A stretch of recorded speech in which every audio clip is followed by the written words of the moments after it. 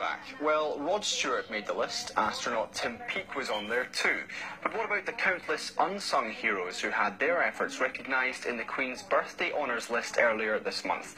Well, at STV News, we love to hear your stories, so when we were contacted and told about two local women worthy of a special mention, we had to find out more. And it's a pleasure to welcome them to the studio now. Anna Campbell, who's just been awarded an MBE for her work with cancer patients, and Margaret McAuley, who as a long-serving head teacher has been instrumental in turning around the lives of hundreds of young girls in her care, and she receives a British Empire Medal. Welcome to you both, and first of all, massive congratulations. Now, first of all, you've known this for a while, you've been sworn to secrecy. When and how did you find out? Well, I got a letter around about the end of April, and it looked very official, and when I opened it, it asked me if I would be wishing to get an MBE, so that was a real shock. And basically it says you have to keep it confidential until the actual Queen's birthday and you get the announcement.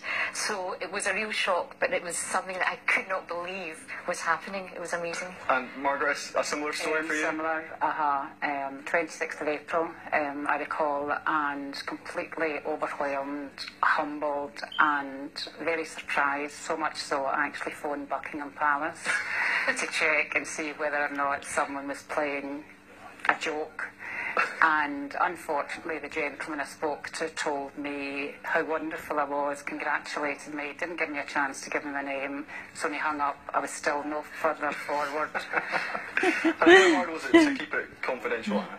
I am not very good at secrets, so it was really hard for me, but I got a real scare when it said you must not tell anybody apart from perhaps your work if they want to try and promote it. So I work at Edinburgh Napier, so I managed to tell the people there, but apart from that, I must admit I told my closest family, friends, sworn to secrecy. And Margaret, when did it start to sink in that this wasn't a mistake, this was actually happening? Not until on the letter, Anna said it was in the strictest confidence and it would go to press on the 10th of June at 10:30 at night.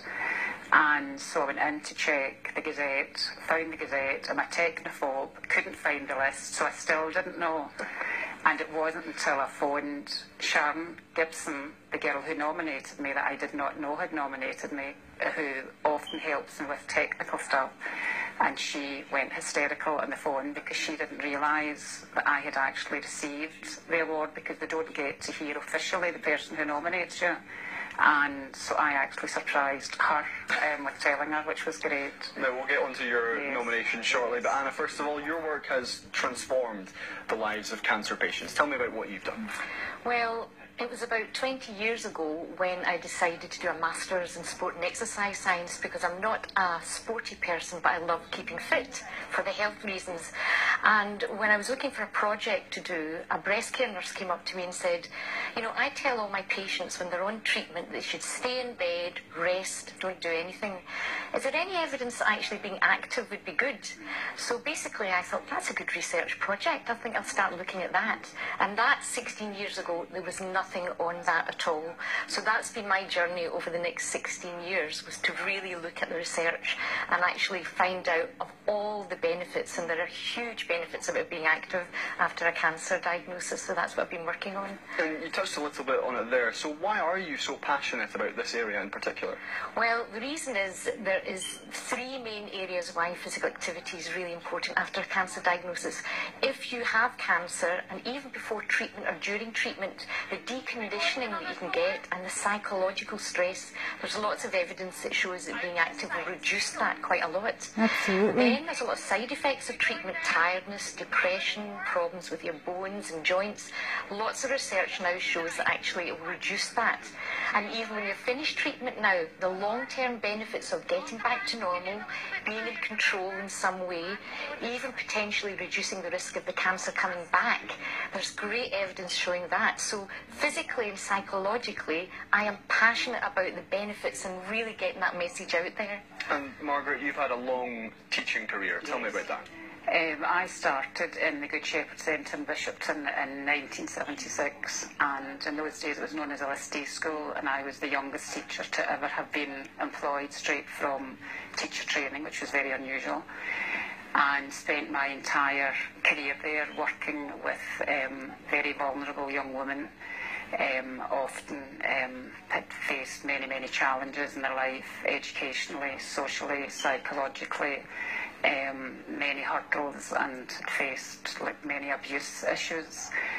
And because of, I think, the type of upbringing I had and the home that I came from, I wanted to try and transfer some of that into my work with these young girls. My dad had been severely dyslexic at school and it hadn't been recognised.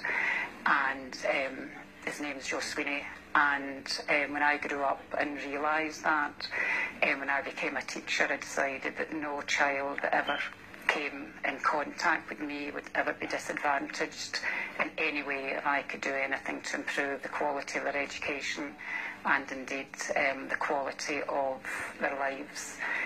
And it was a former pupil who nominated you. Yes. How did you feel when you realised that that's what happened? Well, flabbergasting, because Sharon was a pupil well over 20 years ago, and while I was aware that I helped her greatly while she was with me in school, often in our line of work you don't realise the impact you have on your pupils, because they leave you, and a lot of them you're never sure what becomes of them later on in life.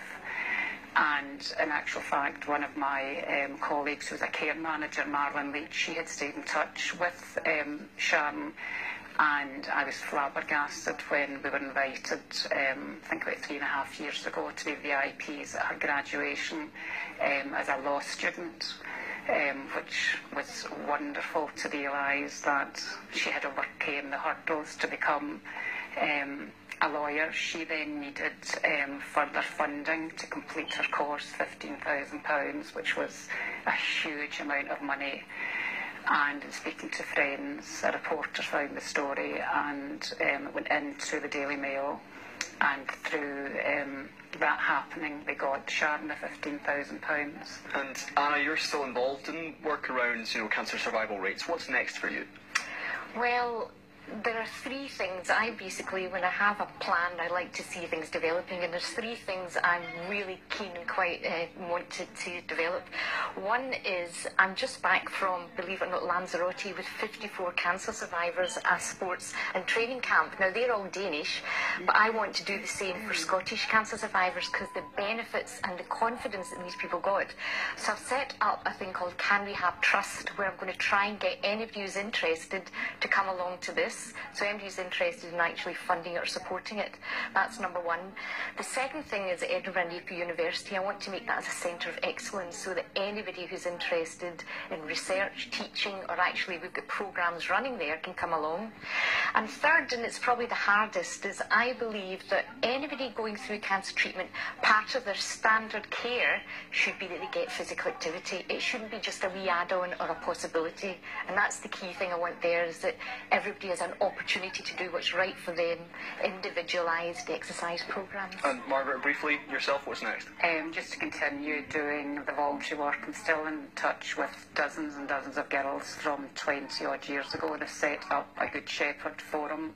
There's over 280 girls still on it, and I'm doing work with cancer research, raising funds, and some work with the homeless. So just to continue doing the charity work as best I can.